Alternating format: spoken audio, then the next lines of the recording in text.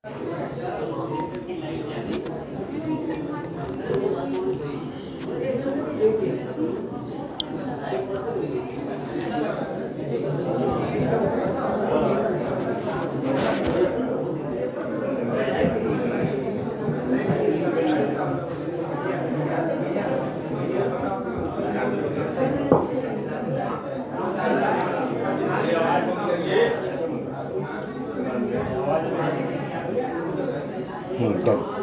मतलब शेयर कर दीजिए बस, सर पूछ रहे हैं ऐसा क्यों है, इसको शेयर कर दीजिए। सर सही है, डुप्लीकेट दे रहेगा। ये रहेगा ना, फेयर है।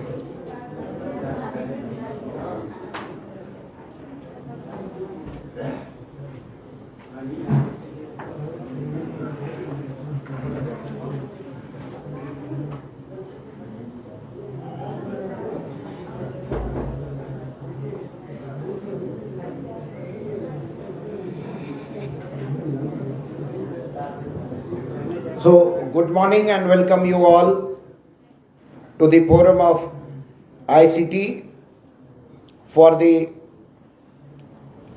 teacher trainer and caregivers. That's what I have been informed. So, without taking much time, I would like to clear here my stand that what are the things we are going to talk and how we are going to go on a journey that has been scheduled for the day. I am Dr. Sudhir Narayan Singh and got an opportunity by the authorities of CRC to speak on the topic benefits of ICT towards behavioral training of CWASD caregivers. When it comes to, I look at the topic on two parts, and I think you also be agree. आप लोग भी agree करेंगे, सहमत होंगे। मैं इस topic को दो रूप में देखता हूं। पहला क्या है कि how to train autistic learners, जिसके आप सब एक्सपर्ट हो, मेरे से बहुत ज्यादा।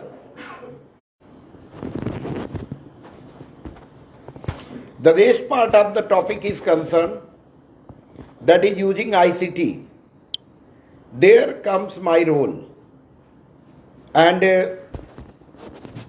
where I can be of little help for you all, since I know that you all are working in the field, and that is the knowledge of the field is what that matters.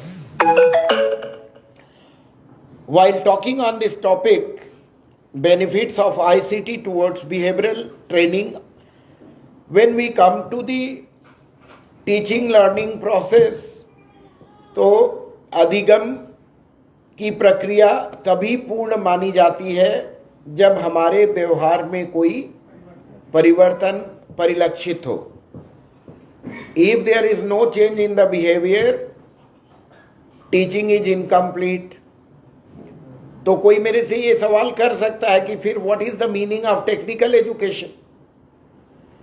तो तकनीकी के सामने जो व्यवहार हो, या तकनीकी ecosystem में जो एनवायरनमेंट में हमारा जो व्यवहार हो, यदि उसमें कुछ परिवर्तन आया तब तो वो टेक्निकल एजुकेशन हो गया। सिमिलरली जिस बड़े कैंपस के अंदर हम लोग लोकेटेड हैं बीआरडी में, व्हाट इज मेडिकल एजुकेशन। अब अगर एज ए कॉमन मैन हमारे घर में कोई बीमार होता है, हम इमोशनली घबरा जाएंगे, पैनिक हो जाएंगे, परेशान हो जाएंगे। कई बार ये कहते हैं डॉक्टर साहब तो कुछ कर ही नहीं रहे, इतने देर से हम आके बैठे हैं, कोई कुछ कर ही नहीं रहा, कोई ध्यान ही नहीं दे रहा। बट एक प्रोफेशनल अपना टूल्स कलेक्ट करेगा, चेकअप्स के लिए लिखेगा, तो कहेंगे सुबह से तो जांच ही कराए जा रहे हैं, वो जांच लिखेंगे, उसके बाद देन एक सिस्टम्स अप्रोच से वो आगे बढ़ेंगे। ये उनका बिहेवियर है। एज ए लेमैन ये कंप्यूटर अगर खराब हो गया तो हम घबरा जाएंगे, ओ माय गॉड ये लेक्चर कैसे होगा, पता नहीं सारी पीपीटी चल नहीं रही है, ये प्रॉब्लम है, वो प्रॉब्लम है। बट जब हम अगर ट्रेंड हैं प्रॉपर, तो हमारी लर्निंग हुई है उस फील्ड की, तो हम सिस्टम्स अप्रोच अपनाएंगे। टेक्निकल एनवायरनमेंट में, साइंटिफिक एनवायरनमेंट में डिडक्टिव अप्रोच का बड़ा ही ज़्यादा रोल होता है, क्योंकि वो हमें प्रिसाइज, एक शब्द बोल रहा हूं, ब्रीफ प्लस प्रिसाइज, वो हमें प्रिसीजन तक ले जाता है, प्रिसाइज लेवल तक ले जाता है, और उसके बाद प्रॉब्लम को आइडेंटिफाई करके हम सॉर्ट आउट करने में अपना रोल प्ले करते हैं। अब when it comes to ICT, ICT stands for Information and Communication Technology। सबसे पहले इस शब्द का यूज 1990 के दशक में यूज हुआ, पहली बार ICT शब्द सामने आया 90s में। तो इसका मीनिंग क्या सामने लाया गया कि जितना भी इंफॉर्मेशन के रिसोर्सेज हैं या स्टडीज हैं, प्लस जितनी भी कम्युनिकेशन के फोरम हैं, प्लस इलेक्ट्रॉनिक्स जो डिवाइसेज हैं उसके प्लेटफॉर्म पे जो कुछ भी इन्वॉल्व है, वो अम्ब्रेला टर्म के यूज रूप में वहां पे आईसीटी को यूज किया गया। ICT was use first as an umbrella term, it was all inclusive. For example, it was the collection and usages, and it was all about of information and communicating the same as and when some of the calls are coming from the office, क्योंकि last moment में आप लोग की के लिए invitation गया, और मैं चूँकि विजुअल इम्पेयरमेंट में बीएड भी हूँ, तो कभी भी मतलब मैं यहाँ की कॉल को फोरमोस्ट प्रायोरिटी देता हूँ, चाहे अपना काम थोड़ा सफ़र भी कर जाए। तो अब हमें कल लेट इवनिंग में बताया गया, तो but even then I love to be आप लोगों के बीच में। मुझे बहुत वो लगता है कि this is the real challenge where a teacher, उसका आपका पेशेंस, आपका स्टेमिना, आपका कमिटमेंट सब कुछ टेस्ट हो जाता है जहाँ आप लोग कंट्रीब्यूट करते हैं। तो मैं यहाँ कुछ डिलीवर करने, कुछ पढ़ाने नहीं आता, मैं अपनी आत्मा से आपको सल्यूट करने आता हूँ, क्योंकि मैंने करियर वहीं शुरू किया था और बाद में बदलते बदलते ज़िंदगी पता नहीं किधर किधर ले गई लाइफ, तो बहुत सारा चेंज लिया मैंने। बनारस में दुर्गा कुंड पे श्री हनुमान प्रसाद पोद्दार अंध उच्चतर माध्यमिक विद्यालय था पहले, अभी वो प्राइमरी स्कूल हो गया है। तो पहले अपने रिसर्च स्कॉलर के डेज़ में मैं वहाँ से जुड़ा और उन बच्चों को थोड़े दिन पढ़ाया। फिर मुझे इंजीनियरिंग सेक्शन में जॉब मिल गया बिजनौर में, वहाँ से फिर हरियाणा मूव कर गया मैं सोनीपत, 2-3 साल उधर रहा। फिर मैं पंजाब चला गया लवली प्रोफेशनल यूनिवर्सिटी में, वहाँ से फिर बैक वापस आया हरियाणा भिवानी में इंजीनियरिंग एनवायरनमेंट में, the technological institute of textile and sciences. वो बिरला का बहुत पुराना इंस्टीट्यूट है, 1943 का, आज़ादी से पहले का। वहाँ मैंने 10 साल सेवा दी। फिर उसके बाद लगभग 2017 में यहाँ आ गया मैं Madan Mohan Malviya university of technology में। तो ज़िंदगी हमें जिस रास्ते ले जाती है उधर जाना पड़ता है, तमाम चेंजेज और कमिटमेंट होते हैं, और कई बार इंसान की आकांक्षाएं, महत्वाकांक्षाएं, उसकी फैमिली मेम्बर्स के कमिटमेंट। लेकिन मेरे मन में जो रिस्पेक्ट वो आप लोगों के लिए है, वो शायद खुद के लिए नहीं, क्योंकि मैं जानता हूं कि जब मैंने हनुमान प्रसाद पोद्दार जी का वो बनारस वाला स्कूल ज्वाइन किया, तो मुझे कहा गया था कि आप सोच लीजिए आप इन बच्चों को पढ़ा पाएंगे या नहीं पढ़ा पाएंगे।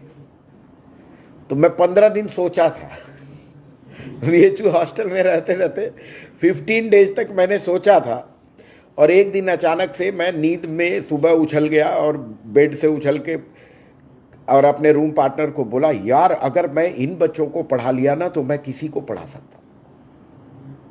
वो मेरा यूरेका मोमेंट था जीवन का। और उसके बाद बोला मैं जा रहा हूँ, हाँ उनको कहूँगा कि मैं पढ़ाऊँगा बच्चों।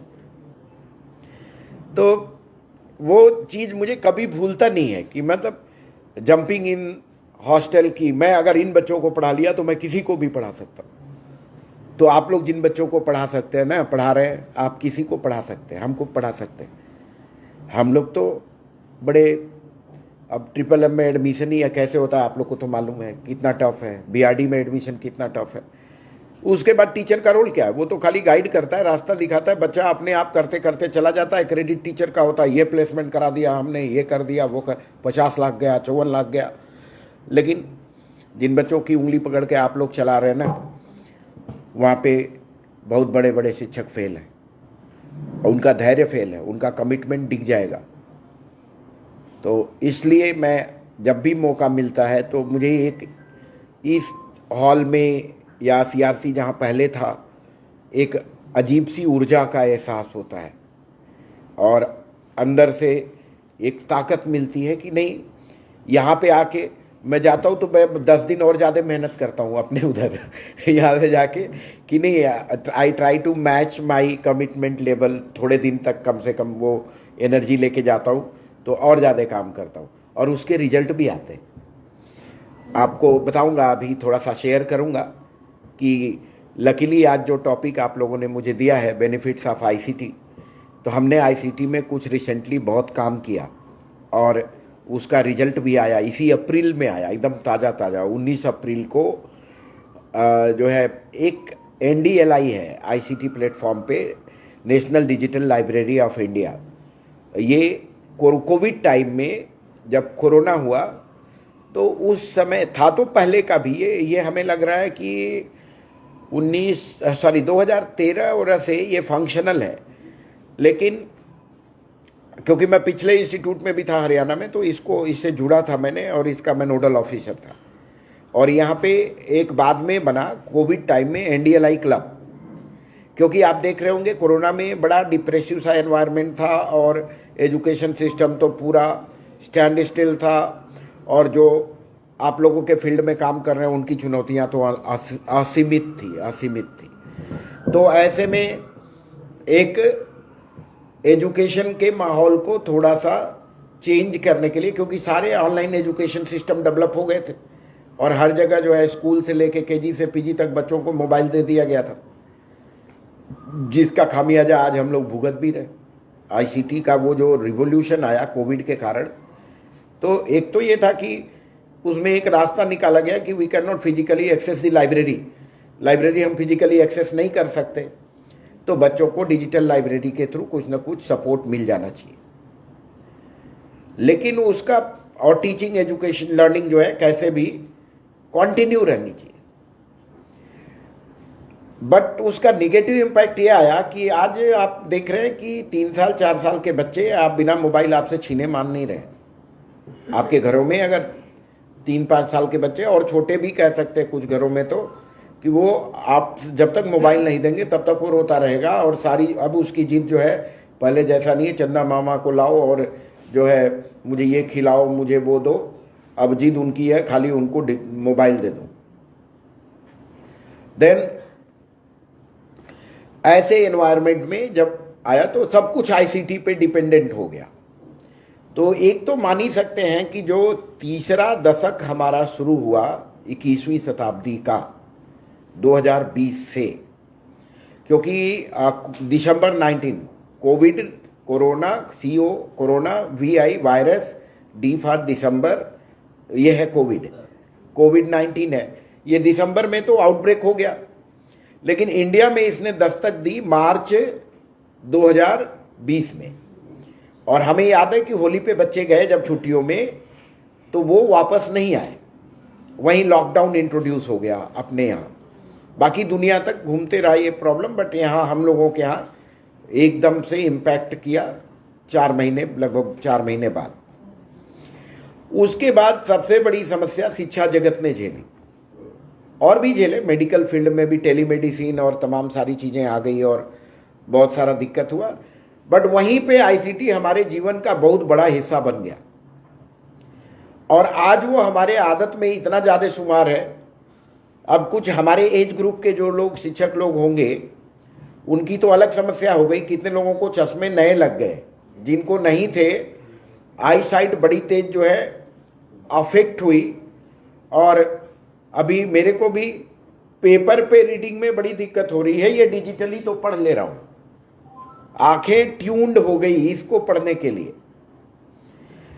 तो अब तमाम सारी परिस्थिति और परिवेश के बीच में आज आईसीटी का बेनिफिट्स तो गिनाने की जरूरत नहीं है, अभी तक हमने बहुत बता दिए। टाइटल का 3 वर्ड, बेनिफिट्स ऑफ आईसीटी। क्या क्या बेनिफिट हुआ, बट लॉसेस भी हुए। हर क्वाइन के 2 पहलू हैं। जो चीज जितना आकर्षक लगती है उसका दूसरा पहलू उतना डैमेजिंग भी होता है। तो वो ये प्रॉब्लम अब पोस्ट जो आईसीटी रिवॉल्यूशन में, बट ये 95 में आईसीटी को एक सब्जेक्ट के रूप में एक मान्यता दी गई, डिसिप्लिन के रूप में। इन 1995 ICT was acknowledged as the new academic discipline by United States of America, and it was introduced in a university as a subject. एक सब्जेक्ट के रूप में, विषय के रूप में, डिपार्टमेंट के रूप में ये फंक्शनल हो गया। अब कोई चीज जब अमेरिका या इंग्लैंड में आता तो हम लोग बड़ी तेजी से उसको अपनाते हैं। और जैसे एक मूवमेंट था फेमिनिज्म, जो साहित्य के लोग होंगे थोड़ा जुड़े हुए वो जानते होंगे, तो नारीवाद कह सकते हैं, फेमिनिस्ट स्टडीज कह सकते हैं। उसके बाद अमेरिका में हुआ कि अब फेमिनिज्म खत्म हो गया, जरूरत नहीं है। क्या आ गया? Post feminism. तो अब इंडिया में भी फटाफट पोस्ट फेमिनिज्म पे लोग रिसर्च पेपर लिखने लगे। उस समय मैंने एक बुक कंपाइल करी, वो अमेजन पे अवेलेबल है, आप खोज सकते हैं।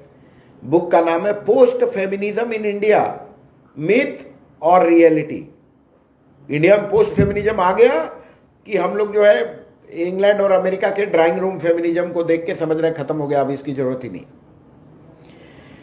तो ऐसे ही जब आईसीटी आया तो ऑक्सफोर्ड एडवांस लर्नर्स डिक्शनरी में एक नया शब्द जुड़ा। वो शब्द शायद आप लोग सुने हो, जो लोग मेरे पिछले सेशंस में कभी रहे होंगे यहाँ पे। उस शब्द का नाम है इंफॉर्मेशन सुपर हाईवेज। क्या नाम है उसका? Information super highways. ये एक शब्द है, ये जुड़ा। और उससे थोड़ा और पहले जाएंगे तो ये जो मोबाइल फोन है हम लोगों के हाथों में, इसका ये पहले डिक्शनरी में ये नहीं था, सेलुलर फोन या मोबाइल फोन नहीं था। 1980 के आसपास एक साइंटिस्ट थे टीजे गॉर्डन, उन्होंने एक आर्टिकल लिखा द ईयर 2050, वर्ष 2050, लगभग 80 साल 70 साल 75 साल का फोरकास्ट करके उन्होंने रिफ्लेक्शन ऑफ अ फ्यूचरिस्ट के टाइटल से ये आया। ये आर्टिकल शायद 1980 में ही छपा था या 79 या 80 में, जो भी। तो उसमें उन्होंने मोबाइल के लिए एक शब्द दिया, आपको सुन के बड़ा मतलब ये लगेगा कि मोबाइल शब्द बाद में आया है, लेकिन ये उसका असली शब्द है जो कल्पना किया गया था। काल्पनिक शब्द जो नाम दिया गया वो था गो एनीवेयर टेलीफोन्स। क्या दिया था उन्होंने फ्रेज मोबाइल के लिए? Go anywhere telephones. ऐसा फोन जिसको लेके आप कहीं भी चले जाएं, वो उसी का मीनिंग है मोबाइल, जिसको लेके मूव कर सकें, जो गतिशील हो। तो मोबाइल फोन के पहले इसका ये शब्द दिया गया था। हर टाइम समय और युग के साथ नए शब्दों को गढ़ा जाता है, या एक शब्द जिसका मायने पहले कुछ और था आज कुछ और मायने बदल भी जाता है। तो अब जैसे मान लीजिए कि जो हम लोगों से पहले वाली जो पीढ़ी थी, जो लगभग रिटायर हो गए हैं, वो उन लोगों से जब आप मिलेंगे तो एक शब्द उनकी दिनचर्या में सुबह से शाम तक कम से कम 4-5 बार तो आता ही था। और जो ज्यादा स्ट्रिक्ट थे गार्जियन हम लोगों के, वो ज्यादा रिपीट करते थे, वो था शिष्टाचार, तमीज। ठीक है, वो लोग तमीज नहीं बोलते थे, तमीज सीख रहे। तमीज तो हम लोगों के जनरेशन में आया, तमीज और बदतमीज दोनों हम लोगों के टाइम में आया। बट उनके टाइम में शिष्टाचार वो बोलते थे उसके लिए, कि कोई अगर अपशब्द बोलता तो बोलते शिष्टाचार की भाषा सीख लो, कुछ तो शिष्टाचार सिखाया होगा तुम्हारे माता पिता ने। ये शब्द वो बहुत यूज करते थे। बाद में वो हम लोगों की जनरेशन आते आते तमीज शब्द पे आके ट्रांसलेट हो गया।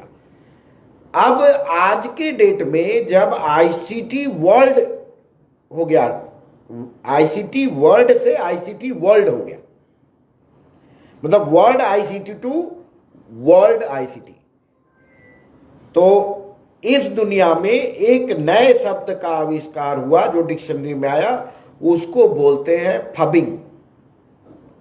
ठीक है, फबिंग क्या है? Ignoring a person in front of you by favouring your smartphone. ये सब करते हैं।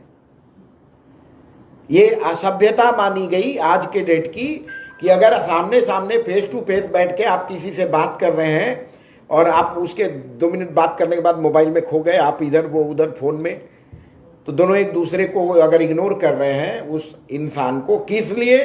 You are favouring your smartphone, तो यू आर अ फबर। ये नया शब्द है। अब इसके ये भी 2 शब्दों से मिलके बना है, phone plus snubbing. Phone plus snubbing. You are snubbish for your phone और for favouring your phone, so that way you are a fubber and fubbing becomes कि अब उसी तरह से अगर हम एटिकेट शब्द उठाएं तो बिहेवियर, पोलाइट बिहेवियर और accepted behaviour on internet becomes netiquettes. Etiquette से नया शब्द क्या बना? Netiquette. So etiquettes for citizens, netiquettes for netizens. Netizens is equal to cyber citizens, उनके लिए नेटिकेट शब्द आया। So now let us start the journey. हमें लगता है आईसीटी को थोड़ा इंट्रोड्यूस मैंने कर लिया in the academic ecosystem, academic environment में। हम लोग तो बचपन में मोबाइल यूज करने के लिए, हमारी बाद वाली जनरेशन क्लास में मार भी खाई है। कुछ लोगों को याद होगा, मार नहीं खाए होंगे तो बहुत बढ़िया से, बहुत अच्छे अच्छे शब्दों से आपको सम्मानित किया गया होगा। तो मोबाइल यूज अगर आपने कर लिया क्लासरूम में, अब क्या है क्लासरूम में मोबाइल क्या, अब बच्चों को कहते हैं एग्जाम भी देने के लिए बहुत सारे quiz exam online, Covid time में सब एग्जाम भी ऑनलाइन हुए, क्विज हुए। तो अब ये चीजें जो है बहुत सारी हमारे जीवन का हिस्सा बन गई। So ICT is now in our flesh and blood. एक हम अक्सर एक रिसर्च पेपर में मैंने लिखा भी है, पब्लिश है ये बात मैंने, कि जैसे मान लीजिए इंग्लिश एज ए सब्जेक्ट या इंग्लिश एज ए लैंग्वेज। गुलाम भारत में 1835 में लॉर्ड मैकाले का मिनट्स आया था, जिसमें उन्होंने ये कहा कि we need to create a group of people. किस लिए? In order to administer such a vast colony as India. इतने विशाल उपनिवेश को एडमिनिस्टर करने के लिए हमें एक लोगों का समूह तैयार करना पड़ेगा। वो कौन होने चाहिए? They will be Indians in colour and complexion. रंग रूप में तो वो क्या होंगे? भारतीय होंगे, but they will be Britishers in taste and choices. उनके रुचि और चॉइस में वो ब्रिटिशर्स होंगे। तो इसको क्या कहा गया? मेंटल कॉलोनी, मानसिक उपनिवेशवाद। कॉलोनी उपनिवेश, तो मानसिक रूप से हम उनके उपनिवेश बन गए। महात्मा गांधी ने 1920 के आसपास या 22 में एक आर्टिकल लिखा था यंग इंडिया मैगजीन में। उसमें उन्होंने लिखा था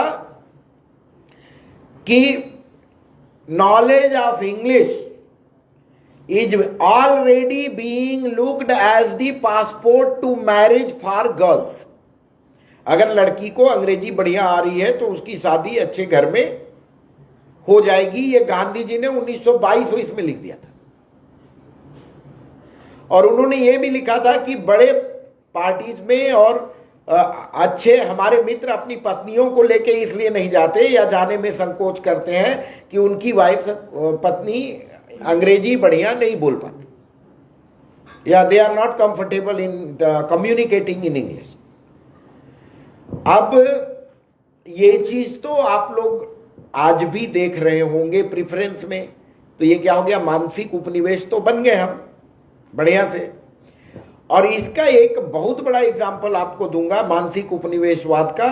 आप लोगों ने एक गाना सुना होगा, चांदी जैसा रंग है तेरा सोने जैसे बाल, बहुत पुराना गाना है। अब चांदी जैसा रंग किसका होगा, इंडियन का है, और सोने जैसे बाल भी नहीं है इधर।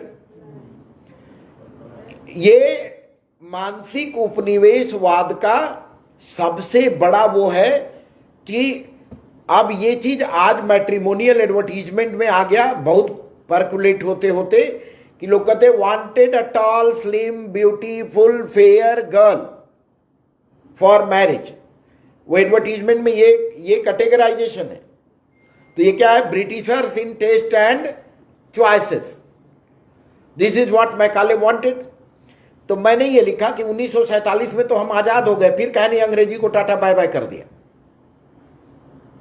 तब तक तो बहुत लड़ाई हो रही थी, बायकॉट करो whatsoever British dress food habits, उसका बायकॉट करो। तो मैंने लिखा, अब मैं कितना सही हूं ये मेरी ओरिजिनल सोच है, कि in pre colonial India English was injected into our veins forcefully. हमारी नसों में अंग्रेजी जबरदस्ती उसका इंजेक्शन हमें दिया जा रहा था। But in post colonial India, आजादी के बाद, उत्तर उपनिवेश युग में आजादी के बाद के समय में, we ourselves are injecting English into our veins to counter the diabetes of liberalisation, privatisation and globalisation. ठीक है, उदारवाद और ये प्राइवेट में सब कुछ जो जा रहा है और जो ग्लोबलाइजेशन है, ये डायबिटीज की तरफ फैल गया और उसको काउंटर करने के लिए अंग्रेजी का इंजेक्शन हम अपनी नसों में डायबिटीज की तरह, इंसुलिन की तरह खुद दिए जा रहे हैं। वो इंसुलिन बन गया और सारे लोग, हम लोग उस इंसुलिन पे आ गए। ऐसे ही आईसीटी हमारे जीवन में घुस गया। अब एक चीज और बता दें, यहां जितने लोग हैं, बताना नहीं आपको मुझे, लेकिन आप अपना खाली डेट ऑफ बर्थ या ईयर ऑफ बर्थ याद कर लीजिए। ठीक है, ईयर ऑफ बर्थ।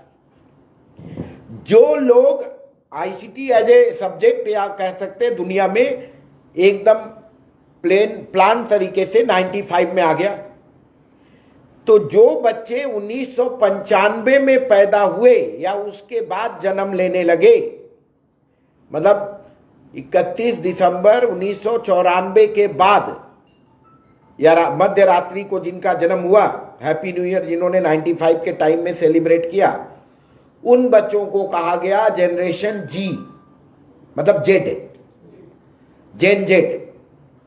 और जो बच्चे 2010 में पैदा हुए, अब हम लोग जो है उससे 15 साल पीछे जाइए तो 80 के बाद वाले जेन वाई हैं, जिनका डेट ऑफ बर्थ 80 से 95 के बीच में है, और जिनका 65 से 80 के बीच में है वो जेन एक्स है, जनरेशन एक्स है, एक्स वाई जेड। अभी आपको बड़ा आश्चर्य हो रहा होगा कि इसके बाद क्या आएगा। 2010 में जो बच्चे पैदा हुए, यानी 31 दिसंबर 2009 की रात, मध्य रात्रि को, उनको कहा गया जेन अल्फा। ठीक है, और अभी इस साल 31 दिसंबर 2024 को, यानी 2025 में जिन लोगों ने हैप्पी न्यू ईयर सेलिब्रेट किया, 12 बजे रात को जो बच्चा पैदा हुआ उसको जेन बीटा कहा गया, जनरेशन बीटा। हाँ, जेन बीटा वो कहा गया। अब आप इसको इस नजरिए से देखिए, जेन अल्फा पूरा आईसीटी के दौर का पैदा पला बढ़ा बच्चा है, जो भी हम में से 95 के बाद वाले हैं, सॉरी जेन जी, जेन और जेन वो आईसीटी के दौर में पैदा हुए।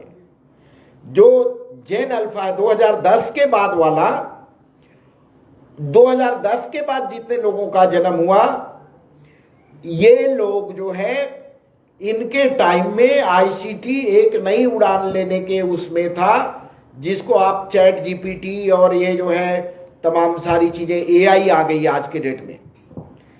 तो एआई तो खैर 2022-23 में शुरू हुई, या इसी दशक की चीज है एआई और चैट जीपीटी और तमाम सारी चीजें।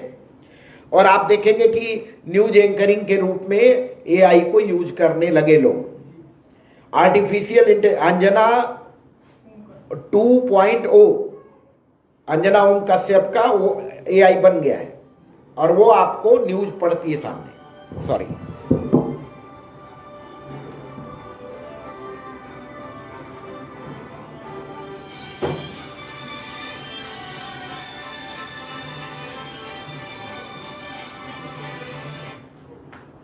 लेक्चर में हूं अभी।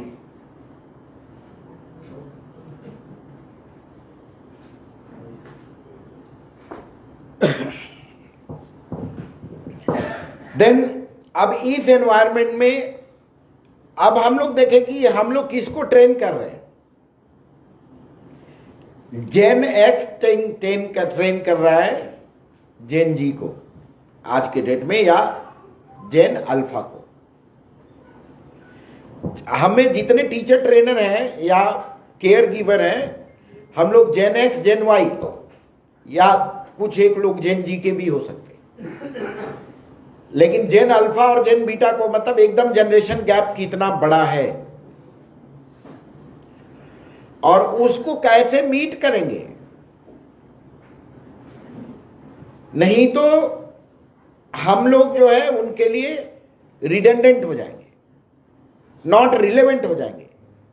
आज न्यूज एंकरिंग में एआई घुस गया, कल को टीचिंग में भी आएगा, टेलीमेडिसिन में एआई आ गया, तमाम सारी चीजों में जो है। अब मैं एक इंटरव्यू देख रहा था आर्टिफिशियल इंटेलिजेंस का, उसने शाहरुख खान का इंटरव्यू ले रही थी, उसका एआई लेडी है, कोई नाम है उसका, अभी ध्यान नहीं आ रहा है मेरे दिमाग में। वो भी आज तक वालों की पहली महिला मतलब एआई न्यूज एंकर है। तो उसने सलमान खान इनके शाहरुख खान के इंटरव्यू में कहा कि हमारे और आप में एक चीज कॉमन है। तो शाहरुख खान घबरा गए, बोले क्या? बोले हम दोनों कभी बूढ़े नहीं होंगे, we will never get old. और ये चीज हमारे एजुकेशन सिस्टम में भी कॉमन है, चाहे किसी भी जनरेशन के हैं। अगर हमने ये मान लिया कि हम ओल्ड हो गए तो हम out, we will be thrown out of the system. तो अभी हमें अपने माइंड सेट को जेन बीटा और जेन अल्फा के लेवल का यूथफुल रखना पड़ेगा, then we can compete. Now move to the, थोड़ा सा हमने जो स्लाइड्स हैं इन पे आगे बढ़ेंगे। ये तो बता दिया, information communication technology first used in the decade of 1990s, identified as academic discipline 1995। 1990s में ये आया था शब्द, 95 में पूरा कोर्स बन के डिसिप्लिन बन के आ गया। कहाँ पे? In United State of America, introduced as the subject to be taught in university, ये डिपार्टमेंट बन गया। नाउ टेक्नोलॉजी इनेबल्ड एजुकेशन, एक थोड़ा सा वो हमने किया। तो टेक्नोलॉजी जो इंट्रोड्यूस हुआ वो दो फेज में हुआ। एक आप लोग को ध्यान हो कि 19वीं शताब्दी में इंडस्ट्रियलाइजेशन हुआ, हैवी इंडस्ट्रीज जो है लगाई गई यूरोप में, और उसके कारण बार बार ये कहा जाता है कि भारत आज गरीब है क्योंकि, या विकासशील देश है क्योंकि India miss the bus of industrialisation. भारत में इंडस्ट्रियलाइजेशन ठीक से आया ही नहीं, और बल्कि उस पे एक एक्सपर्ट का कहना है, उन्होंने बीबीसी में जाके लंदन में ये जवाब दिया था कि we are still a developing nation, it's not because we miss the bus of industrialisation, It's because you throw us under the wheel of the bus of the industrialization. ठीक है, ये शशि थरूर जी का बीबीसी को दिया हुआ इंटरव्यू है, वहां England में जाके धोया था उन्होंने उनके प्रेस में। तो उस समय टीजे गोर्डन के लाइट में मैं आ रहा हूं, थियोडोर जे गोर्डन ने, जिन्होंने ईयर 2050 लिखा था कि when industrialisation came for the first time, पहली बार जब इंडस्ट्रियलाइजेशन आया, तो एक और नया शब्द आपको दे रहा हूं, हालांकि ये बहुत पुराना शब्द है, आप लोगों के सामने कम आया होगा, ल्यूडिटीज। ठीक है, LUDDITIES समथिंग। ल्यूडिटीज क्या है? ये वो लोग हैं, हम में भी होंगे, जो टेक्नोलॉजिकल एडवांसमेंट से बहुत तेज डरते हैं। People fearing technological advancement. अभी हमने बताया कि हमें अपने आप को चेंज के लिए रेडी रखना होगा, तैयार रखना होगा। अगर हमने मान लिया कि we are old, then we are outdated and we are good for nothing for this academic system. But you will realise कि when technology was machines, heavy machinery were first introduced in the 19th century, Ludities fearing the advancement and chance of losing their job, they asked the question. उन्होंने एक सवाल किया, और ये सवाल बड़ा relevant है, what is left for human? जब इंडस्ट्रीज आ गई, रोजी रोटी क्या, इंसान क्या करेगा, कैसे जिएगा, कैसे खाएगा? At that time answer was given कि machines job is industrial, heavy industrial machinery job is to reduce the burden of the mankind। इंसान के फिजिकल लोड को, वर्कलोड को घटाना है। And mankind's job is to do intellectual task. लेकिन उन्होंने कहा कि 2050 आने से पहले यह सवाल फिर से पूछा जाएगा कि what is left for human because of the advancement in artificial intelligence. उन्होंने एक बात और कही कि ह्यूमन मेमोरी केमिकल प्रॉपर्टी है, इलेक्ट्रिकल प्रॉपर्टी है, फिजिकल प्रॉपर्टी है, ये भी पता चल जाएगा। अब अगर ये पता चल जाए कि हमारी मेमोरी जो है इलेक्ट्रिकल है या फिजिकल है या केमिकल है, तो अगर ये पता चल गया कि केमिकल है तो शंख पुष्पी पीपी के लोग मेमोरी बढ़ा ही रहे, मेमोरी टॉनिक। अगर ये पता चल गया इलेक्ट्रिकल है तो सब लोग 15,000 GB या 1 TB टेराबाइट का मेमोरी ले आइए, इधर भी इंसर्ट कर लीजिए। अगर इलेक्ट्रिकल है तो, और जो जितना बड़ा मेमोरी कार्ड खरीद के लगा लेगा इधर, वो उतना बड़ा ज्ञानी हो जाएगा। What is the memory? तो उन्होंने कहा कि अभी ये भी पता चल जाएगा 2050 आने से पहले। तो उन्होंने कहा सबसे बड़ी फ्लोरिशिंग टेक्नोलॉजी होगी, वो क्या होगी? Psychology and genetics. Psychology will become a technology. अब थोड़ा सा हम पास्ट में चलते हैं। सोशियोलॉजी हम में से बहुत लोग पढ़े होंगे। कितने लोगों ने सोशियोलॉजी को एज ए सब्जेक्ट टच किया है, पढ़ा है अपने लाइफ में? फादर ऑफ सोशियोलॉजी ने एक बात कही कि you tell me what you eat, I will tell you what you are. आप मुझे बता दें कि आप क्या खाते हैं, मैं बता दूंगा कि आप क्या हैं। तो टेक्नोलॉजी भी अब साइकोलॉजिकली आपको रीड करेगी और बता देगी कि आप कैसे इंसान हैं, क्या हैं। और एक विषय आ गया है और नया, फॉरेंसिक लिंग्विस्टिक्स। वो केवल बात करेगा अपराधियों से और उसके बात करने के तरीके से रीड करके क्रिमिनल प्रोफाइलिंग कर डालेगा। नीदरलैंड में अभी इसकी पढ़ाई हो रही है, इंडिया में अभी यूनिवर्सिटीज में नहीं है, नीदरलैंड में ये पढ़ाया जा रहा है। और मेरी पढ़ाई हुई एक स्टूडेंट वहां जाके फॉरेंसिक लिंग्विस्टिक्स में पीजी डबल कर रही है। भाषा विज्ञान में एमए करने के बाद, इंग्लिश में एमए करने के बाद वो फॉरेंसिक लिंग्विस्टिक्स में नीदरलैंड से पढ़ रही। गोरखपुर में फॉरेंसिक साइंस हो सकता है, शायद अभी इंट्रोड्यूस भी हो रहा है कहीं पे। न्यूज़पेपर में आया था 1-2 दिन पहले, कल के या परसों के पेपर में, कि कहां पे शुरू हो रहा है। लेकिन फॉरेंसिक लिंग्विस्टिक्स मैं बोल रहा हूं, साइंस नहीं बोल रहा हूं। भाषा विज्ञान जो है ना, कि शब्दों से ये पता लगा लेना कि सामने वाला क्रिमिनल है कि नहीं, बातचीत करके। हाँ, फेस रीडिंग करके पता चल जाता है, न्यूमरोलॉजी और पता नहीं क्या क्या वो तमाम चीजें हैं, लेकिन ये बातचीत से, भाषा शब्दों के चयन के माध्यम से ये रीड कर लेना, ये एकदम। और क्रिमिनल प्रोफाइलिंग तक पहुंच गए लोग कि आदमी से बात करेंगे, उसका प्रोफाइल बनाने लग जाएंगे और वो प्रोफाइल मैच करा देंगे, ये क्रिमिनल। अब टेक्नोलॉजी इनेबल्ड एजुकेशन, आने वाली जनरेशन उस जनरेशन की है, ऑटिस्टिक लर्नर, स्लो लर्नर हैं, उनको हम टेक्नोलॉजी में इन्वॉल्व करके क्या क्या चेंजेज ला सकते हैं, कहाँ कहाँ टेक्नोलॉजी पेडागोजी में आ सकती है, टीचिंग मेथड का हिस्सा बन सकती है, क्लासरूम एनवायरनमेंट को रिजुविनेट कर सकती है, वाइब्रेंट बना सकती है, इंटरेस्टिंग बना सकती है। आगे हम इस दिशा में चल रहे हैं। What is technology? In its simplest form, technology is nothing but science in application.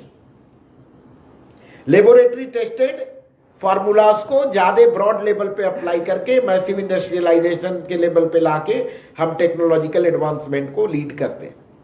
Then what is education, ये बताने की जरूरत नहीं है, आप लोगों को सबको पता है। Education is the process that reflects through the changes in the behaviour of a person after going through the process of learning. अधिगम की प्रक्रिया से गुजरते हुए व्यक्ति के अंदर जो व्यवहार में परिवर्तन आ गया, आइडेंटिफाइबल है, उसी को हम एजुकेशन कहते हैं। Education is the production of desirable change in human behaviour. अब चेंजेज इन ह्यूमन बिहेवियर कहां कहां दिख सकता है? Change in knowledge, change in attitude, change in manipulative skills. क्या नॉलेज कहां अप्लाई करके क्या सॉल्यूशन आप ड्रॉ कर सकते हैं। देन नॉलेज में क्या क्या चेंज चाहिए? जब हमें ज्ञान होगा तो पहले हम खुद ही परिवर्तित होंगे, सेल्फ। कहते हैं construction or creation of knowledge society. If we are good, aware and well trained self, we will be marching towards the knowledge society. Then physical environment भी बदलेगा, लोगों का एक दूसरे के प्रति, प्रकृति के प्रति अटैचमेंट या तमाम सारी चीजें। अब सेल्फ रिविलेशन, कई बार तो हम खुद को ही नहीं जानते। जैसे मेरे जीवन की यात्रा आप खुद देखिए, कहां से शुरू किए, किधर गए, किधर भटके, भटकते भटकते कहां अटके। शुरू तो हम आपके साथ ही किए थे। देन ये क्या है, अभी भी सेल्फ डिस्कवरी नहीं पूरी हुई। और कई बार अनफॉर्चुनेटली हमारी जो आंखें हैं बाहर की तरफ खुलती हैं, ये विंडो टू द वर्ल्ड तो है, सोसाइटी को जान लेते हैं, हम खुद को तो नहीं जान पाते। इंग्लिश में अलेक्जेंडर पोप की एक पोयम है, नो देन दाई सेल्फ, खुद को जान लो। Presume not God to scan, भगवान का स्कैनर मत बनाओ। The proper study of mankind is man. Mankind का प्रॉपर स्टडी क्या है? वो मनुष्य खुद है। देन सेल्फ, ये तो बहुत बड़ा विशद विषय है, इस पे मेरे से और ज्यादा जानते होंगे आप लोग। Moving to the society, then physical environment. तो हमने बोला कि तीन चीजें लेवल पे हम इसको देख रहे हैं। Change in attitude, what is attitude? और इससे पहले एक बात, एक कोटेशन मैं बोलना चाहूंगा कि it's your attitude not your aptitude that defines your altitude. It's your attitude, not your aptitude, that defines your altitude. Means कि आप जीवन में किस ऊंचाई तक जाएंगे ये कौन डिफाइन करेगा? आपका एटीट्यूड। एप्टीट्यूड टेस्ट भले आप देते रहिए जीवन भर, ऑब्जेक्टिव एग्जाम दे दे करके टॉप करते रहिए। इसका सबसे ज्वलंत एग्जाम्पल है हमारे यहां कलाम साहब और पाकिस्तान के खान साहब AQ खान, दोनों लोग न्यूक्लियर साइंटिस्ट, दोनों लोगों ने साइंस में अपने कंट्री को या टेक्नोलॉजी में बहुत आगे बढ़ाया। अपने एटीट्यूड के कारण कलाम साहब ने हमारे दिलों में राज किया, हमारे देश की हाईएस्ट चेयर को सेलिब्रेट किया, सुशोभित किया। और AQ खान साहब पाकिस्तान में सो कॉल्ड इस्लामिक नेशन में अपने ही देश में जेल के पीछे गए, क्योंकि उन्होंने न्यूक्लियर फार्मूला टेरर ग्रुप को बेचने की साजिश रची थी।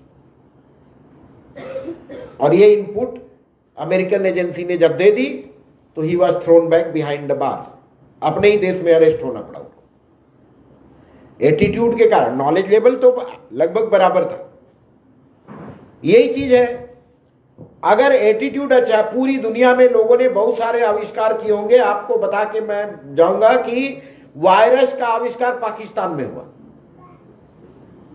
कंप्यूटर वायरस का आविष्कार पाकिस्तान में हुआ। 2 भाई थे इंजीनियर, कंपनी से निकाल दिए गए।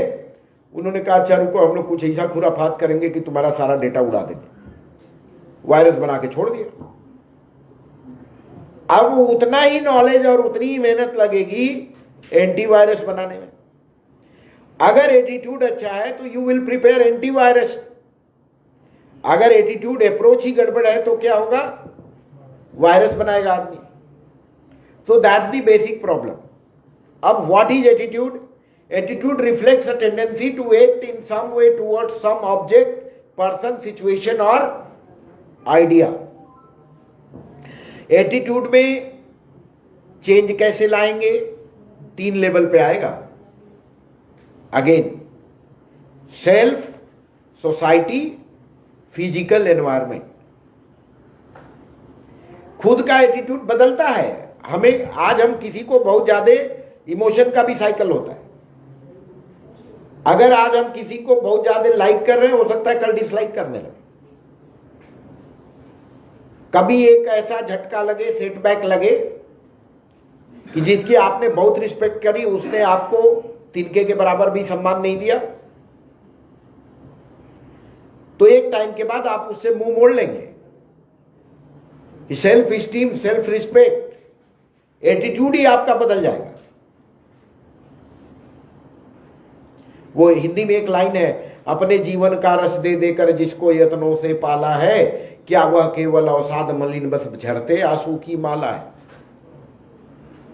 एक रियलाइजेशन हुआ सेल्फ का कि क्या अंत में यही उसका बाई प्रोडक्ट है, यही उसका आउटकम है, यही उसका आउटपुट है, तो फिर इसमें और इनपुट देने का क्या फायदा है? और ज्यादा एनर्जी इन्वेस्ट करने का क्या फायदा है? देन सेल्फ, सोसाइटी, समाज का रियलाइजेशन। आपको आपके अनुभव कई बार समाज में भी परिवर्तन लाने का कारण बनते हैं और समाज भी कई बार हमें बदल डालता है। बोथ वे रेसिप्रोकल टैरिफ है, एक देख लीजिए आप, उसका ट्रम्प वाला सेल्फ और सोसाइटी का रेसिप्रोकल है। आप फैमिली का रियलाइजेशन, जितनी ज्वाइंट फैमिली थी हम लोग के चाइल्डहुड में, आज देखिए कितने लोग आपकी ज्वाइंट फैमिली में आपके साथ खड़े होकर कंधे से कंधा मिला के आपकी प्रॉब्लम का सलूशन दे रहे? नहीं दे रहे, बल्कि वो आप अब समझ नहीं पाते कि फैमिली का मायने यही होता है क्या। There will be many people जिनको देख के आपको लगता होगा कि यार अगर ये फैमिली है तो फैमिली, ज्वाइंट फैमिली का मायने कैसे लोग पहले रहते हो। तो वो आपके एटीट्यूड को चेंज कर रहा है। यही कारण है कि न्यूक्लियर फैमिलीज आ गई। न्यूक्लियर फैमिलीज में भी जो है न्यूक्लियर रिएक्शन होने लगा तो हस्बैंड वाइफ में तो पता लगा कि लोग सिंगल लाइफ जीने लगे, लिव इन में आ गए, लिव इन के बाद सिंगल, तो उसके बाद क्या, फिर भी उनको पेरेंटिंग का शौक लगा तो जाके बच्चे अडॉप्ट कर लिया, सिंगल पेरेंट्स का कॉन्सेप्ट आ गया। Why society is changing that way? Self change हो रहा है, सोसाइटी चेंज हो रही है और फिजिकल एनवायरनमेंट भी चेंज हो रहा है। आप अगर ज्वाइंट फैमिली में केवल और केवल कंट्रीब्यूट करते रहें और जब एक बार आपको जरूरत पड़े तो सारे लोग एक वो मेरे पास कोई आएगा, आप आए ना प्लीज, एक फोटोग्राफ है, अभी मेरे पास नहीं है, किसी और पीपीटी में था, इधर खड़े हुए एक आदमी, मान लीजिए मैं हूं बहुत सेल्फिश इंसान और ये मेरे टीम के मेंबर हैं और ये मुझे एक्सपेक्ट कर रहे हैं कि मैं इनके साथ मिलके इस प्रॉब्लम की तरफ चलूं, इसे सॉल्व करूं। और जब इनके सामने मैं मिल रहा हूं तो क्या कर रहा हूं, वी आर अ टीम, और जब ये उधर चलने को बोल रहे हैं तो मैं इधर जा रहा हूं, आप उधर फेस करिए। अब ये देखिए एक ऐसी टीम है, क्रिस क्रॉस पर्पज है हम लोग का, है। तो शब्दों में और आचरण में बहुत ज्यादा विरोधाभास होगा तो टीम चल नहीं सकती, then it's not a team. और टीम तो बहुत मुश्किल से बनती है। आप लोग जो यंग बच्चे होंगे, क्रिकेट खेलते होंगे, वो जाते हैं तो पहले बोलते हैं हम कैप्टन बनेंगे, टीम बनाओ, हम कैप्टन हैं, अपने नाम के आगे पहले ही सी लिख देंगे, ठीक। अब दूसरा आके लड़ेगा, एक तीसरा ऐसा खतरनाक आएगा, दोनों को टीम से बाहर करके खुद ही कैप्टन बन जाएगा। आप दोनों लोग टीम का हिस्सा ही नहीं रहेंगे। लीडरशिप कॉन्फ्लिक्ट, इसको प्रोफेशनल लैंग्वेज में बोलते हैं। So self, society, physical environment and then change in manipulative skills. एक प्रॉब्लम है, how are you going to deal it, how are you going to approach it, how are you going to manipulate the problem and solve it into, convert into an opportunity, और you can that way, physical, mental. Then comes, अब थोड़ा सा इधर आया जाए towards blending, technology enabled education. ICT को integrate करें education system से। Effective and efficient use of technology for the positive behavioural change in human beings. Technology के माध्यम से पॉजिटिव बिहेवियर चेंज लाया जाए लोगों में, उस उद्देश्य को हासिल करने के लिए टेक्नोलॉजी का इस्तेमाल किया जाए। तो अब क्या होना चाहिए, टेक्नोलॉजी तो अपने आप में कुछ है ही नहीं। आप कहते हैं वैल्यू एडेड एजुकेशन, रिवॉल्वर का कोई वैल्यू नहीं है अपना। जिसके हाथ में है, क्रिमिनल के हाथ में, पुलिस को शूट कर देगा, पुलिस के हाथ में क्रिमिनल को शूट कर देगा। वैल्यू किधर है, the man who is owning the revolver. Same is the case of technology. Education में वैल्यू डालना है टेक्नोलॉजी को, वो टेक्नोलॉजी तो वो रिवॉल्वर की तरह है, जिसके हाथ में जाएगा वैसा इस्तेमाल होगा। पॉजिटिव कंप्यूटर इंजीनियर होगा, एंटीवायरस बनाएगा, निगेटिव होगा वायरस बना के कंप्यूटर खा जाएगा। So effective and efficient use of technology use करना है for the positive behavioural change in human being. Why should we adopt technology? ICT को इंटीग्रेट क्यों करें? To enable the teaching learning environment user friendly. उसको user friendly बनाना है। एक 3 शब्द मैं बोलूंगा, इसको आप लोग याद रखें। शायद आप लोग रोज करते हैं, हम लोगों की दिनचर्या है, हम लोग रोज करते हैं, लेकिन ये शब्द शायद प्रैक्टिस में कम लाते। काम यही करते हैं, क्या? Making complex simple. सारा टीचर तो ये करता है, क्लास में एक्सप्लेन कर रहा होता है, जाके मैथमेटिक्स के कॉम्प्लेक्स प्रॉब्लम को मैथमेटिक्स के गुरुजी सिंपल करते हैं, बच्चे को समझा रहे। इंग्लिश के कॉम्प्लेक्स टर्मिनोलॉजी को सिंपल बना रहे। Our role is defined into 3 words, making complex simple.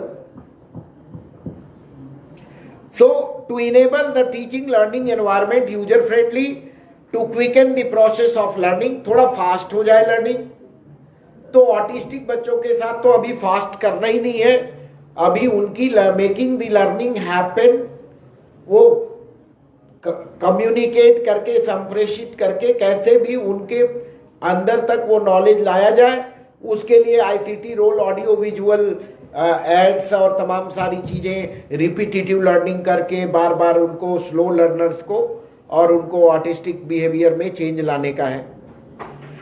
To explain the complex, tough and critical concept in the simplest possible way, ये तो बता ही दिया, making complex simple. So the technology enabled education can contribute to the holistic human development. Next आपके सामने जो slide है, ये हमने लास्ट टाइम अगर आप लोग रहे होंगे तो दिखाया था। ये जो how can I make it full screen, इसको बड़ा कैसे कर सकते हैं, तो आप देखेंगे कि जो पहला पॉइंट है positive and desirable human development, तो इसमें पहला और एक सेंटर पॉइंट पे लाइन जा रही है जिसके बॉटम में निगेटिविटी है और अप सेंटर से अप साइड, अपर हायर साइड पॉजिटिविटी है। Positive desirable human development. अब अगर आप जो है पॉजिटिव ह्यूमन डेवलपमेंट करेंगे तो इन्फेंट के ग्रोथ में वैल्यूज आएगा, बच्चे के ग्रोथ में वैल्यूज आएगा। अगर नहीं किए तो स्पॉइल्ड चाइल्ड हो जाएगा। निगेटिव क्या होगा, आप देखिए, स्पॉइल्ड चाइल्ड। अब एक हम सभी लोग जब अपने बच्चों को पढ़ने के लिए स्कूल में ले जाते हैं, तो अपने बच्चे को जब स्कूल में ले जाते तो पहले एक कहानी है कि एक पेरेंट्स थे, उन्होंने बच्चे को पहले दिन स्कूल डालना था, तो हम लोग भी ऐसा करते, शायद सबने किया होगा कि पूरे शहर के स्कूल का सर्वे कर आते हैं, फलाना स्कूल कैसा है, ये कैसा है, या दोस्तों से, स्कूल में जाके प्रिंसिपल से, उनके पेरेंट्स से, सबसे बातचीत करके एक स्कूल आइडेंटिफाई करते हैं, यहाँ पे हमें अपने बच्चे को पढ़ाना है।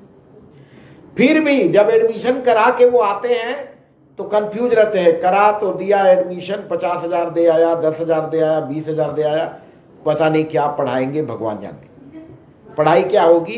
बड़ी चिंता है पेरेंट्स को। हम लोग को अपनी चिंता पढ़ाई की शायद जीवन भर उतनी नहीं रही होगी जितने अपने बच्चे को पहले स्कूल में ले जाके पहले दिन छोड़ के आने में होती, कहीं और बर्बाद ना हो जाए, कहीं ढंग का पढ़े लिखे। तो एक पेरेंट्स थे जिन्होंने अपने बच्चे को पहले दिन स्कूल में ले जाके बड़ी सोच समझ के एक स्कूल सेलेक्ट किया, ऑटो में बिठा के ले गए, स्कूल में छोड़ के आए, फिर गए ले आने। तो बच्चा जैसे स्कूल से दौड़ते हुए मदर के पास आया तो मदर ने पूछा कि बेटे आज क्या पढ़ाया गया, तो उसको पढ़ाया गया always speak the truth. Teacher ने क्या पढ़ाया, सदा सच बोलो। पेरेंट्स बड़े खुश, देखो कुछ भी हो पढ़ाई तो बड़ी अच्छी हो रही, हमें कुछ ज्यादा नहीं चाहिए। उन्होंने कितना अच्छा बात पढ़ाया टीचर ने, इतने छोटे बच्चे को स्कूल में बताया सदा सच बोलो। अभी दूसरे दिन गया बच्चा तो थोड़ा रिलैक्स हो गए लोग, तो ऑटो वाले को कह दिया बच्चे को आप लेके आना यहां से, ऐसे उसको मंथली बुक कर दिया। दूसरे दिन बच्चा आया तो मदर घर के दहलीज के बाहर इंतजार कर रही थी, बच्चे से दौड़ते हुए बच्चा आके मां से लिपट गया, पूछा बेटे आज क्या पढ़ाया गया, तो उसने कहा कि माता पिता की आज्ञा का पालन करो। सेकेंड डे उसे क्या पढ़ाया गया, ओबे योर पेरेंट्स। अब 2 ज्ञान उसे मिला है। अब सब चिल हो गए कि बहुत बढ़िया पढ़ाई हो रही है, स्कूल बड़ा अच्छा है, देखो वैल्यू एडेड एजुकेशन दिया जा रहा है। अब बच्चा रोज स्कूल जा रहा है, आ रहा है, अपना क्या पढ़ रहा है क्या नहीं पढ़ रहा है कोई फर्क नहीं, टीचर के हवाले।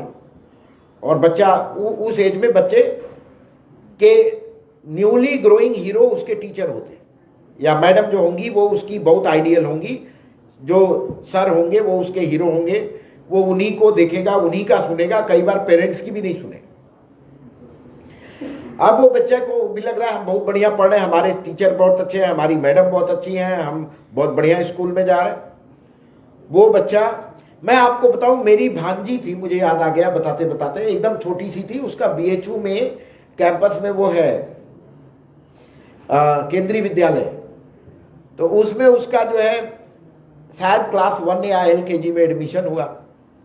तो मैं गया उसके पास, मैंने बोला कि ए बेटा चलोगे नानी के घर घूमने? अरे जी कैसे जाएंगे, BHU में एडमिशन हो गया है। तो ये पिद्दी सी बच्ची LKG में एडमिशन हुआ है, वो कह रही है कैसे जाएंगे, BHU में एडमिशन हो गया है। उसको भी रियलाइजेशन है कि हम कहीं बहुत अच्छी जगह पढ़ने जा रहे हैं, इतनी छोटी बच्ची। ऐसे मैं उसको बोला चलो घुमा लाए तुमको घर, नानी के घर घुमा लाए। कहती अरे जी कैसे जाएंगे, BHU में एडमिशन हो गया है। तो अब वो बच्चा जो है स्कूल से 4 दिन बाद आ रहा है, तो आते हुए देख रहा है कि घर के बाहर कोई नहीं है। आज ऑटो से उतरा, दौड़ते हुए घर के अंदर गया, देखा कि मदर और फादर कोई बहुत जरूरी डिस्कशन में इन्वॉल्व है, बहुत जरूरी बात वो कर रहे हैं।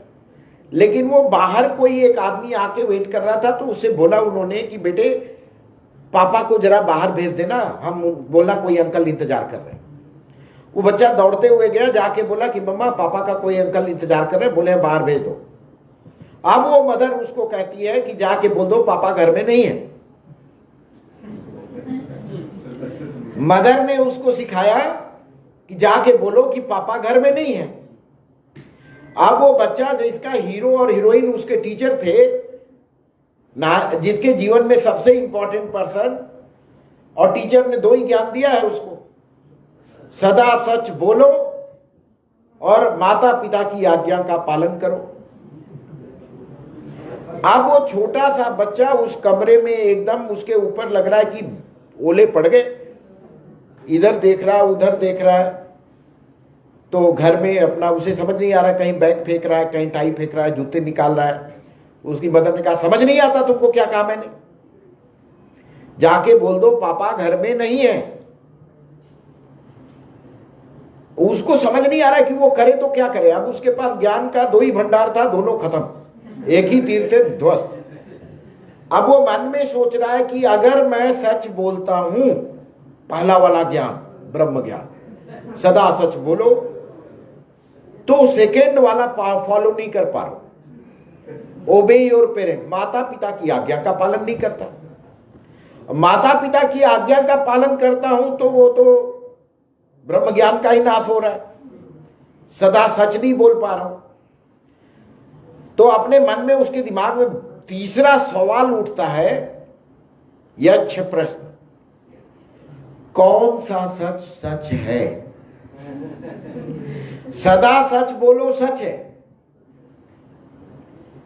माता पिता की आज्ञा का भी पालन करो ये भी सच है, लेकिन जो सच होगा वो तो यूनिवर्सल होगा ना। अब उसके दिमाग में आ रहा है विच ट्रूथ इज ट्रू, और वो सोच रहा है कि पहला वाला अगर सच है, सदा सच बोलो, तो I am not going to obey my parents, उसको मान लेता हूं। तो if I am obeying my parents I am not going to tell the truth. दोनों क्रिस क्रॉस हो गया, एक दूसरे के पर्पज को डिफीट कर रहा है, ठीक है।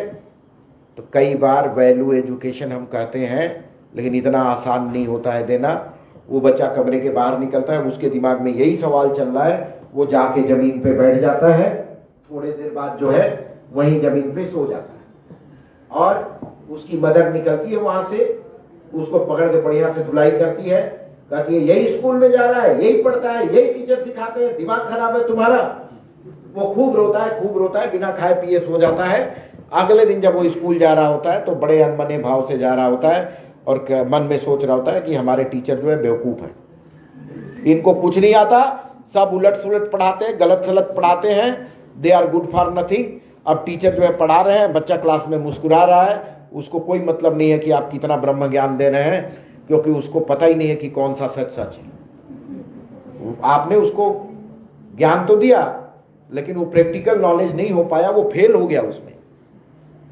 अब उसके बाद वही बच्चा बड़ा होकर के हम लोगों जैसा हो गया, और आज तक हमें नहीं पता है, हम लोग शिक्षक भी बन गए कि कौन सा सच सच है, ठीक है। और हम जो है ये दायित्व लेके कंधे पे चल रहे हैं कि जेन बीटा को हम ट्रेन करेंगे थ्रू ICT, और हमें बेसिक चीज नहीं क्लियर है कि माता पिता की आज्ञा का पालन करो, ये वाला बड़ा सच है, कि जो है सदा सच बोलो वो वाला बड़ा सच है, इसी डिलेमा में हमारा एजुकेशन सिस्टम आगे बढ़ रहा है। आईसीटी कितना भी ले लो।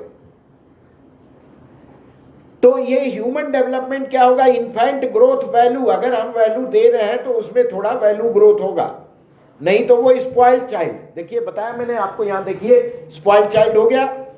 Second, youth education and empowerment. अगर वैल्यू एजुकेशन है तो एक युवा एजुकेटेड और एम्पावर्ड युवा बनेगा, और नहीं तो इलिटरेट और इलिटरेट स्कूल आप भेजते रहेंगे, टीचर डंडा मारता रहेगा, वो स्कूल से भागता रहेगा, क्लास बंक करता रहेगा, पढ़ाई कुछ नहीं। देन अगर थोड़ा आगे बढ़ता है तो जुडिशियस इकोनॉमिक इंटरप्राइज, एक देश की अर्थव्यवस्था के लिए वो एसेट बनेगा, और नहीं तो क्या होगा, अनएम्प्लॉयड, निगेटिव जाएगा, और तीसरे स्टेज में तो और क्रिमिनल बन जाएगा। अगर वो आपने उसको यही ट्रेनिंग दी प्रॉपर सही दिशा में, तो डिवाइन फैमिली बनाएगा वो, और नहीं तो वो निगेटिवली जाएगा तो ब्रोकन फैमिली बनाएगा, आपस में लड़ते रहेंगे, कुछ भी काम कहो उसको। तो एक हम लोग भी बहुत बोलते हैं, हमारे लोगों में बीच में कुछ भी कहे यार ये काम करना चाहिए, उसे क्या फायदा। ये जो क्या फायदा है ना, जब हम लोग हमेशा फायदा ही सोच के काम करते हैं, शिक्षक हम लोग फायदा के लिए नहीं बने हैं। ये हम लोग जिस डोमेन में हैं, यहां फायदे से क्या फायदा। इकोनॉमिक के बड़े बड़े सिद्धांत पढ़ाइए, अमेरिकन रिसेशन पढ़ाइए, गोल्ड रश पढ़ाइए, दुनिया में ये हुआ, दुनिया में वो हुआ, लेकिन हम में कोई फायदा नहीं है। तो वो उसे मतलब ऐसा नहीं कि हम कोई बहुत बड़ा इकोनॉमिक रिवोल्यूशन पढ़ा रहे हैं तो हमारे घर में खजाना बढ़ गया, बढ़ेगा घटेगा अगली पीढ़ी वाले के। हमारा तो जो है वो फिक्स, वही महीने में एक बार चांद दिखेगा, और पूरा ईद का जो रोजा रखेंगे तब भूखे प्यासे मर मर के जब रोजा रखेंगे तो एक दिन चांद दिखेगा, वो वही हालत है। तो डिवाइन फैमिली, ब्रोकन फैमिली, और वो इसके बाद जो है बाद में वो बच्चा क्या करेगा अगर पॉजिटिवली और अगले स्टेज में गया तो, community and world as family, वसुधैव कुटुंबकम अयम निजः परो वेति गणना लघु चेतसाम उदार चरिता नाम तु वसुधैव कुटुंबकम वसुधा ईव कुटुंब। और अगर निगेटिव गया तो टेरर कैंप बनाएगा, ठीक है, इंडिविजुअलिस्टिक, ग्रीडी एंड करप्ट बन जाएगा। और आगे बढ़ा तो फिर लास्ट में वो प्रकृति की तरफ मुड़ के देखेगा, unification with nature, flora fauna, किसी भी चीज को बिना पर्पज के उसकी हत्या करना, ये सब उसके जीवन में नहीं रहेगा। और अगर और निगेटिव गया तो इन्वायरमेंट डिस्ट्रक्शन, पाव पाव के बम बना के रोज धमकियां देगा कि हमने इसीलिए नहीं बनाए हैं दिवाली के पटाखे। देन उससे आगे बढ़ा तो टाइमलेसनेस, सोचेगा कि अरे ये जीवन तो क्षणभंगुर है, लास्ट में कुछ ऐसा करें कि जो है वो यूनिवर्सल वैल्यू का, work for the benefit of future generation. और अगर निगेटिव रहेगा तो ग्लोबल डिस्ट्रक्शन। अगले स्टेज में जब वो बढ़ेगा फाइनल एजुकेशन का, he will locate himself in the cosmic harmony and enlightenment and unity with divine will। और निगेटिव गया तो एनिहिलेशन ऑफ ह्यूमन रेस, तो पूछ पूछ के मारेगा कि तुम हिंदू हो कि तुम क्या हो। Then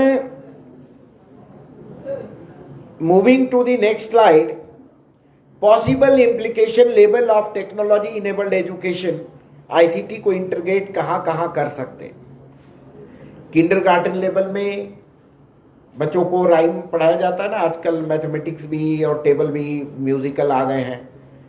then pre primary education, primary education and secondary education, senior secondary education, vocational education, higher education. आजकल आपको पता है लैब्स भी जो है आईसीटी इनेबल्ड और वर्चुअल लैब्स आ गई हैं। वही एक्सपेरिमेंट जो है वर्चुअली आपको दिखेगा सारा कुछ, करते हुए, and you can follow it. Then higher education and ultimately special education. अब यहाँ पे ब्रैकेट में मैंने कुछ लिखा है, special education needs to be overhauled holistically. Gorakhpur के इस जगह पे सीएम सिटी में इतने बढ़िया हॉल में बैठ के आईसीटी का इस्तेमाल तो हो सकता है. गांव की प्राइमरी पाठशाला के बगल में बने हुए सेंटर में क्या इतनी सुविधा उपलब्ध है? तो क्या है, उसकी ओवरहॉलिंग की जरूरत है. और इसमें हर लेवल पे इंटरवीन करने की जरूरत है. आप विरोधाभास किधर है? एक एग्जाम्पल दे रहा हूं थोड़ा इसे लीक से हटके. दुनिया के सर्वश्रेष्ठ धनुर्धर इस धरती पे हुए, अर्जुन भी यही हुए, कर्ण भी हुए, पूरे जीवन कोई बता ही नहीं पाया कौन श्रेष्ठ है. ठीक है, परशुराम जी भी हुए, भगवान शंकर का पिनाक भी यही है, और श्री राम हुए. लेकिन धनुष का पेटेंट साउथ कोरिया के पास है. धनुष का पेटेंट किसके पास है? अब उन लोगों को आईसीटी पता होता तो पहला पेटेंट तो रामे जी ले लिए होते त्रेता में ही, नहीं तो बाबा विश्वनाथ ही ले लिए होते कि हमारा पिनाक है. परशुराम जी भी ले सकते थे. लेकिन धनुष का पेटेंट कहां चला गया? साउथ कोरिया के पास. और आज आश्चर्य की बात यह है कि कोई भी इंटरनेशनल टूर्नामेंट धनुष का बिना उस धनुष आर्चरी का, बिना उस धनुष के बो एंड एरो के आप पार्टिसिपेट ही नहीं कर सकते. खरीदना भी आपको वही पड़ेगा, और प्राइस 5 लाख 4 लाख से शुरू होगा. अब बिरसा मुंडा की माटी में जो बांस बन के बने तीरों से लोगों ने शिकार करके लक्ष्य भेदन कर दिया करते थे, आज वो बेरोजगार हो गए बेचारे. उनकी सारी कला रखी की रखी रह गई. 7 लाख 9 मन तेल होगा ना रिजल्ट होगा. तो अब 9 लाख 8 लाख 11 लाख का धनुष. अच्छा, ये धनुष एक यूपी में क्या हुआ, बनवासी कल्याण आश्रम के बच्चे ने प्रतियोगिता जीत ली, बांस वाले से स्टेट लेवल. अब अगर नेशनल में तो तुमको वो धनुष छोड़ना ही पड़ेगा, दूसरे धनुष पे प्रत्यंचा चढ़ानी पड़ेगी. वो धनुष ऐसा टुकड़े टुकड़े खुल जाता है, असेंबल होता है, उसको पता नहीं कौन सा पार्ट किधर लगेगा. वो बच्चे को धनुष अवार्ड में मिल गया 7 लाख का. लेकिन अब वो पूरे बनवासी कल्याण आश्रम में केवल वही आएगा तो असेंबल करेगा, nobody else can do it. तो मैं गया तो बड़े शान से मुझे दिखाया गया कि ये देखिए धनुष हमारा बनवासी बच्चा जीत के ले आया. तो हमने कहा जरा इसको सही करिए, देखा जाए कैसे प्रत्यंचा चढ़ती है. बोले ये तो वही आएगा, छुट्टी पे है अभी, तो वही चलाएगा, वही सेट करेगा, और किसी से सेट ही नहीं होता. तो आईसीटी ने जिंदगी में कहां कहां तक दखल दे दिया टेक्नोलॉजी ने. Then possible implication levels of technology enabled education. अब नॉन टेक्निकल एजुकेशन में भी टेक्नोलॉजी आईसीटी आ गई है, और सेमी टेक्निकल एजुकेशन में भी, और टेक्निकल एजुकेशन तो है ही है. Challenges of technology enabled education, ICT के इंटीग्रेट करने में चैलेंज क्या है? एक तो हमने बता ही दिया, 2-3 पॉइंट, कि ग्रामीण परिवेश में कितना इंप्रूवमेंट है. ये सीआरसी सेंटर तो पूरे स्टेट को ट्रेनिंग दे रहा है, लेकिन वो गांव के कॉर्नर में जो बसा हुआ स्कूल है वहां पे कितना टेक्नोलॉजी आईसीटी का रिसोर्स और इंफ्रास्ट्रक्चर है. अब ये देखिए, एक डेटा जो है पहले डिकेड, 21वीं शताब्दी के पहले डिकेड में 2010 के आसपास का डेटा है कि 4 आउट ऑफ, चैलेंज क्या है, 4 out of 5 people in the world have never touched a computer 2010 तक. जिसको कि 2010 में आपका जेन अल्फा आ गया था, तब हिंदुस्तान में या दुनिया में 5 में से 4 लोगों ने जीवन में कंप्यूटर ही स्पर्श नहीं किया था, चलाना तो छोड़िए. Then normal laptops are still expensive. Non-availability of unavoidable technical support, ये तो आज भी बहुत जगह applicable है. Inclusive access is an issue for all nations. तो इधर थोड़े suggestions and recommendations हैं. Ensuring laptop access for teachers at least, बच्चे को न मिले तो गुरुजी लोगों को मिल जाए. अच्छा, हम में से क्या सब लोग शिक्षक लोगों के पास लैपटॉप है? अभी भी नहीं है. देन ई कंटेंट डेवलपमेंट, तो लैपटॉप ही नहीं है तो कंटेंट कहां से डेवलप होगा? इस्टेब्लिशिंग ई लाइब्रेरीज, ये कुछ सजेशन है. Ensuring free world class content, encourage local market for software content, hardware connectivity. बहुत सारे एप्पल का लैपटॉप है आपका, बिगड़ गया, लेके घूमते रहिए. गोरखपुर में कोई बना दे तो बताइएगा मुझे. हम तो गोरखपुर, रेणुकूट, बनारस, लखनऊ 4 जगह घूम लिए, नहीं बना. तो एप्पल से फिर आगे इस पे. देन और दुख बहुत होता है उसको देख के कि चल भी नहीं रहा, इतना पैसा लग गया. सजेशंस एंड रिकमेंडेशन में आगे establishing both technology and pedagogy. Pedagogy तो मतलब रूटीन क्लास में आप उसको लेके आइए, तब तो पेडागॉजिकल चेंजेस आएंगे, रिवॉल्यूशन आएगा. लेकिन वो आएगा कैसे? कंप्यूटर स्कूल में आ गया, रोज ताले में बंद रहता है. कई स्कूलों में तो पॉलिथीन से भी बाहर नहीं निकलता, 2-3 साल हो जाते हैं, है ना. और जब निकलता है तो उसका बैटरी पहले ही डेड हो जाता है. Use regional school clusters to share knowledge between teachers. Using verbal dictionaries, अब ये बच्चों के लिए थोड़ा काम आएगा. आजकल किंडल की बुक आ गई है, ऑडियो बुक आ गई है, पीडीएफ भी रीडर आ गए हैं, वो बोल के पढ़ते हैं. Integrating sound and visuals and consistently organizing web lecture, webinars, video conferencing on current topics. अब steps to be taken, कुछ steps जो हम लोग ले सकते.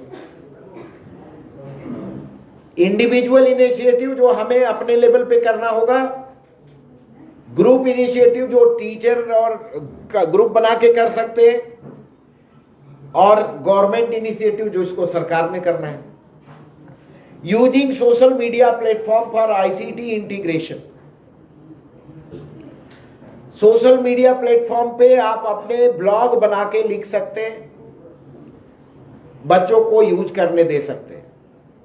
डेवलपिंग कैची ब्लॉग्स, अट्रैक्टिव ब्लॉग में अगर खाली ब्लैक से लिख दिया आपने तो वो बोर होगा. मल्टीपल कलर, इमेजेस, फोटोग्राफ अगर डालेंगे तो वो.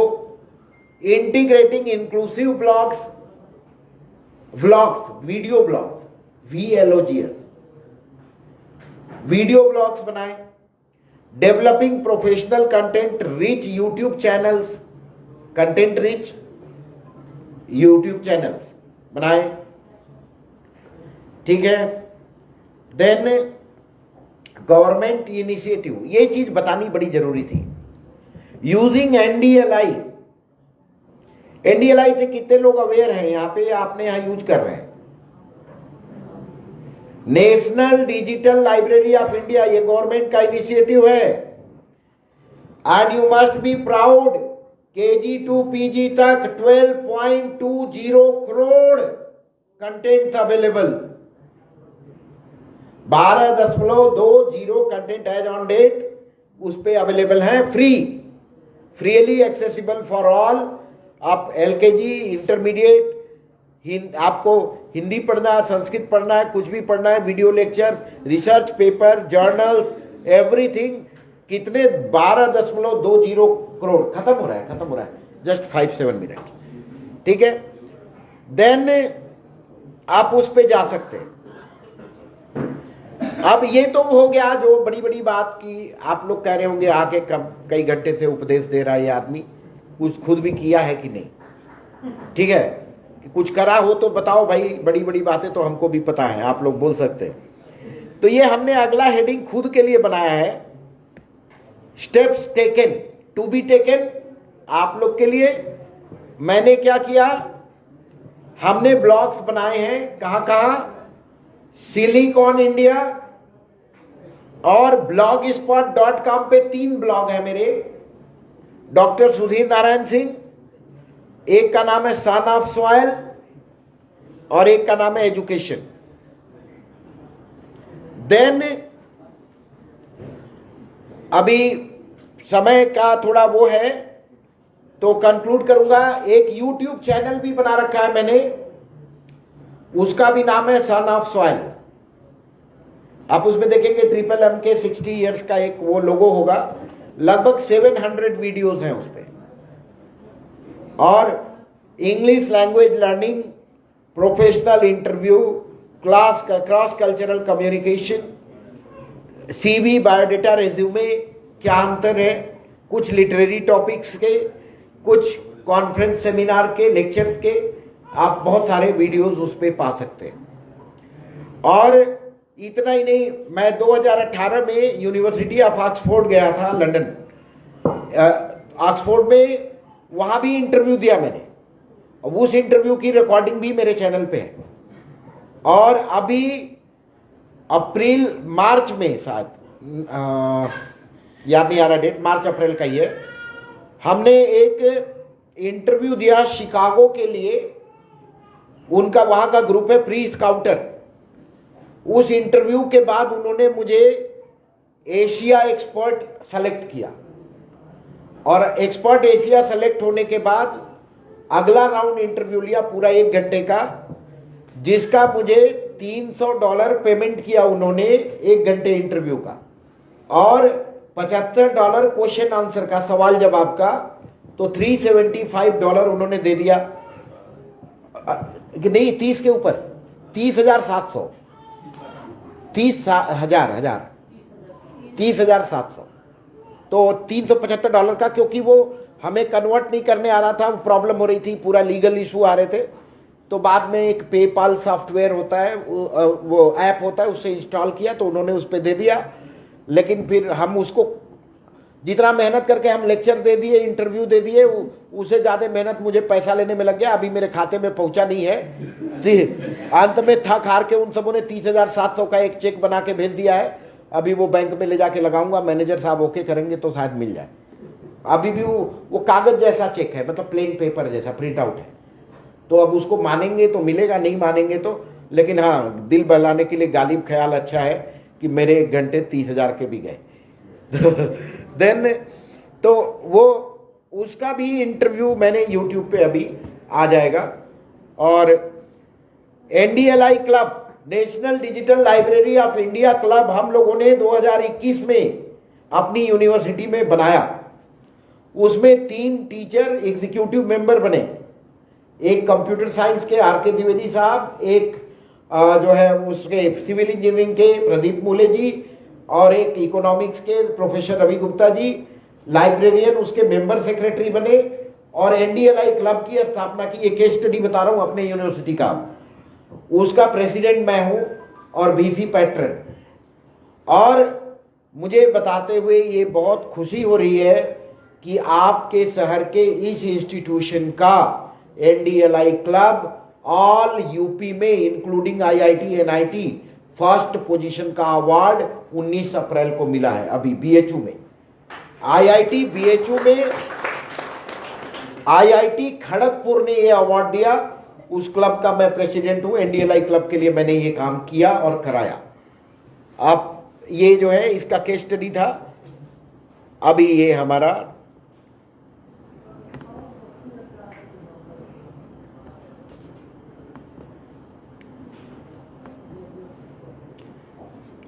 Lecture over.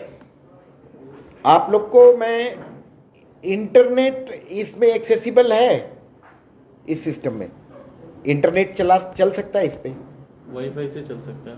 उत्कर्ष जरा जोड़िए जरा। तो हम आपको वो NDLI वाला अभी जो BHU का है वो थोड़ा सा दिखाना चाहेंगे। कर